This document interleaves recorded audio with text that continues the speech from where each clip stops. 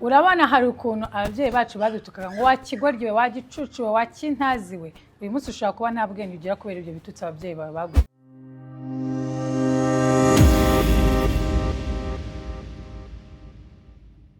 Hi my lovelies, nitwa Sandrine muri mushyashya nganda kwakiriye. Welcome to another episode of I Learn, You Learn, We Grow Together. This is the best YouTube channel in Rwanda, non-negotiable. Thank you. Uyu munsi ngiye kuvuga kumbaraga zururimi. Cyane by'umwihariko nimba uri umubyeyi. Hari ibintu tworoshya, hari ibintu dufata nk'ibintu byoroshye. Hari ukuntu ababyeyi bacu bajyaga barakara bakagutuka wakigoryi wakinaze uzakura ubone uzabyara ikigoryi nka uzibyare wamaherwe nabwenge ugira. Hari ababyeyi no batukana ibintu biri pro max. Kubera umujinya, kubera ko umwana amenya igikombe, kubera ko umwana yazererewe wenda agatinda gutaha, whatever the reasons, ariko ibyo bintu twese wenda tufite experience ko ababyeyi bacu hari urujye badutukaga cyangwa se nawe umubyeyi rimwe na rimwe utuka abana bawe. Uyu munsi ngiye kubikubuza, mbikubuze bimvuye ku mutima kandi nawe ubyakire bikwinjire mu maraso ko kirazira gutuka umwana wawe wabyaye. It doesn't matter. Nta kintu kimwe bivuze nimba uri mu bibazo, nta kintu kimwe bivuze nimba ufite stress, nimba ku kazi byanze, nimba nta mafaranga ufite kwishyura inzu cyangwa umwana akoze skandal nka niki. Ururimi rwe rufite imbaraga zo kuvuga ijambo ku mwana wawe, iryo jambo rikaba nkuko urivuze. Life is spiritual. Life is spiritual.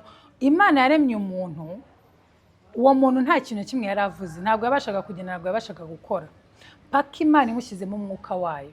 Nivuga ngo abantu turi biremwa by'umwuka, ntabwo turi abantu nkuko tubibona nkuko tubifata. Cyane generation y'uyu munsi irashaka gufata ibintu nkaho ari ibintu byoroshye, irashaka gufata ibintu nkaho we live once what, ukibira ubuzima ibyo ubona ni ibyo nyine. Ariko reka nkubwire ntuzakora ikosa, life is spiritual. Abantu turi biremwa by'umwuka, bivuze ngo umwuka ibitagaragara bifite aho bihurira cyane n'ibigaragara tubamo. Uyu munsi ushaka kuba uri ikigoryi, ubaho nk'udafite ubwenge, ntacyo ugeraho, nta terambere ubona kubera ko ariko ababyeyi bawe bagututse. Simply kuko umubyeyi wawe yakuyeho ururimi rwe n'umunwa we akavuga amagambo nk'ayo ko ubuzima bwawe uri ikigoryi, uri kintazi, ntacyo uzigezaho, uri icyohe, uzibyare. Amagambo yo kugutega iminsi, amagambo yo kukwaturaho amagambo mabi, ayo magambo ubwayo agahinduka ukuri, akava mu bitagaragara agahinduka ibigaragara. Ukaba wibaza utari komana ko nta terambere ngira, ko niga simfate, ko ntacyo nkora ngo ngikore neza, ko abantu banyita ikigoryi, ubu koko naravumwe. Kubera iki? Amagambo umubyeyi wawe yafunguriye ku buzima bwawe yabaye impamo. Nimba uri umubyeyi ukaba ugituka abana bawe, birangira uyu munsi.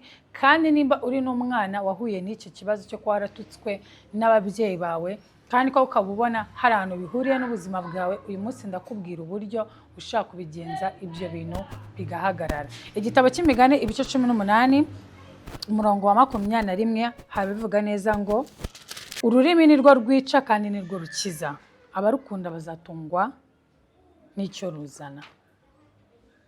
Ururimi ni rwo rukiza kandi ukora iki? Rurica.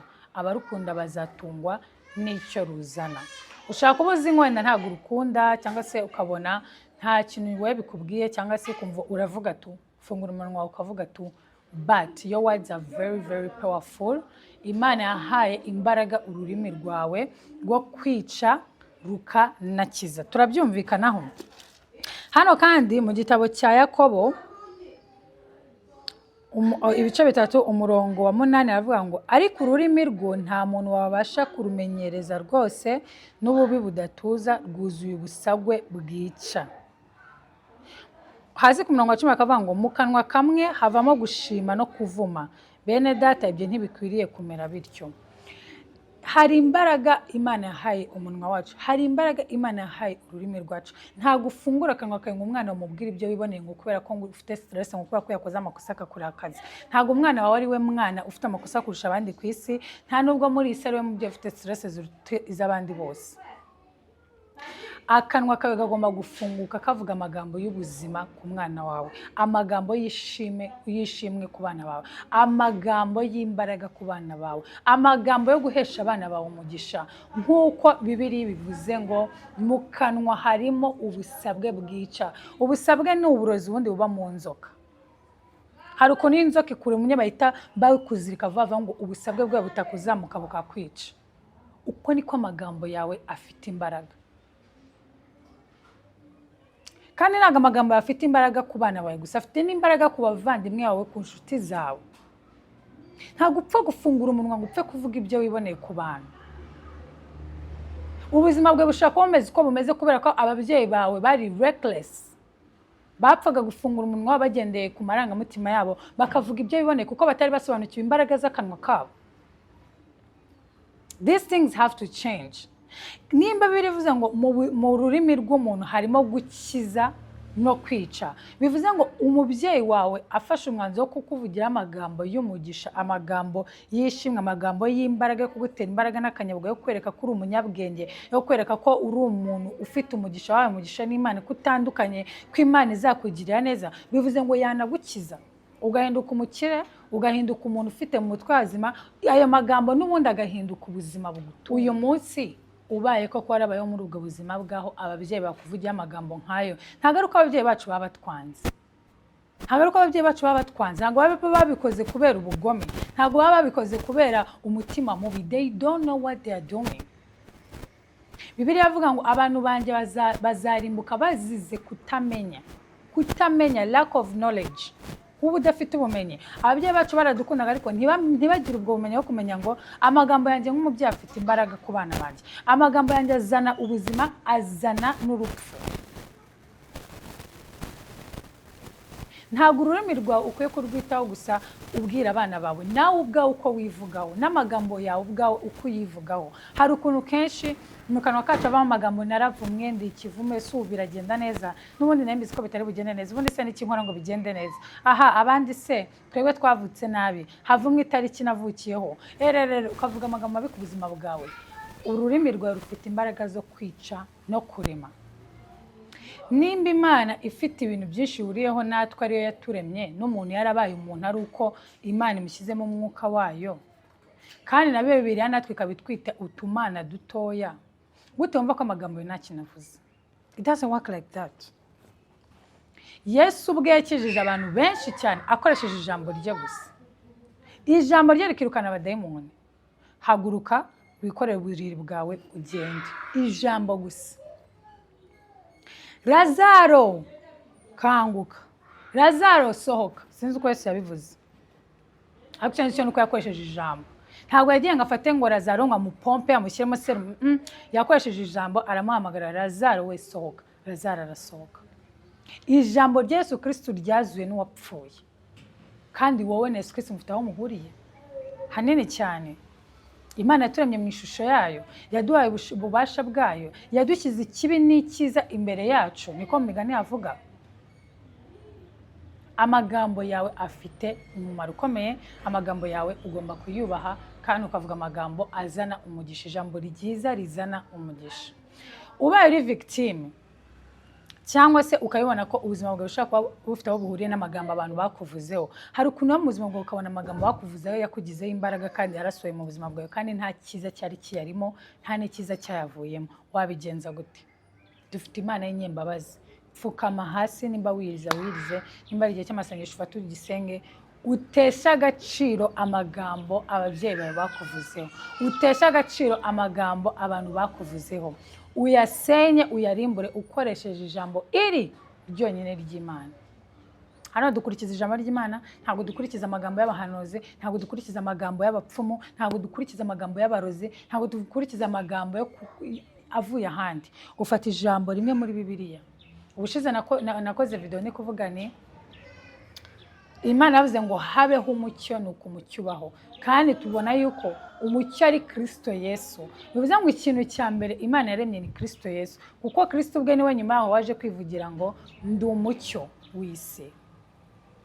Bivuze ngo niba ijambo ry'Imana ryarafashe isi idafite forume yuzuye umwijima, ikarirema ikazana umucyo, ikazana ubuzima, ikazana ibiti, ikazana amazi, ikazana oxygene n'ikirere n'ibintu byose. Bivuze ko Imana nawe yahindura ubuzima bwawe ukoresheje ijambo ryayo.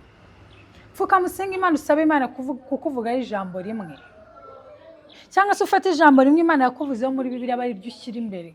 Ubwira Imana uti Imana, mama yego yarankundaga, data yarankundaga, ariko bamvuzeho amagambo mabi, nyatesheje agaciro. Ijambo ryawe ari ryo ryonyine riganza, ijambo ryawe ari ryo ryonyine rinkomeza, ari ryo ryonyine risohora mu buzima bwanjye. Amagambo yabo yatesha agaciro, kuko Yesu nubwo ari ababyeyi bacu ariko ntago barusha Imana amagambo akomeye. Ijambo ry'Imana rikomeye kurusha amagambo y'ababyeyi bacu, ijambo ry'Imana rikomeye kurusha amagambo y'abapfumu, ijambo ry'Imana rikomeye kurusha amagambo y'abavandimwe, y'inshuti, y'abaturanyi, y'abo tuzi n'abo tutazi. Namwe mwese bari kuri social media, hari benshi mwebwe muvuga amagambo mabi, ariko nyatesha agaciro uko bwije n'uko bukeye, ko ijambo ry'Imana ryo ryonyine rigomba kuganza mu buzima bwanjye. Ijambo ryawe rirakomeye. Hari umuntu ejo wari urimo kumbwira ngo atari ko Sandrine tuwajya ureka. Ati se burya ngo abapfumu n'abarozi bakoresha iki? Bakoresha gutonomora. Mana ikinyarwanda cyanjye nanjye. Urana ukuntu abapfumu bari gukora ibintu ariko bagakoresha n'amagambo. Bavuga ibintu ngo 80%, 80%, rurimi bakoresha bagutongera, gutongera. Abapfumu baratongera. Nivuga ngo ikintu kikugeraho ni ururimi rwabo n'amagambo yabo. Bakuroga bakoresheje ururimi rwabo. Naho ibindi by'uburozi bashaka kubishyiramo ariko bitwara 20%. Icyo bavugiye kuri icyo kintu nicyo kiza kigasohora mu buzima bwawe. Nawe koresha ururimi rwawe ubitongere. Koresha amagambo y'Imana. Koresha ururimi rwawe ariko uvuga amagambo y'Imana. Bibiliya avuga ngo mutsindishe ikibi cyiza. Bivuga ngo ufate icyiza ukagishyira ku kibi, ugakomeza ukagitsindagira kugeza icyiza gitsinze ikibi. Amagambo y'abantu tuyatesha agaciro, amagambo y'ababyeyi batuvuzeho tuyatesha agaciro, amagambo mabi yavuzwe mu buzima bwacu tuyatesha agaciro.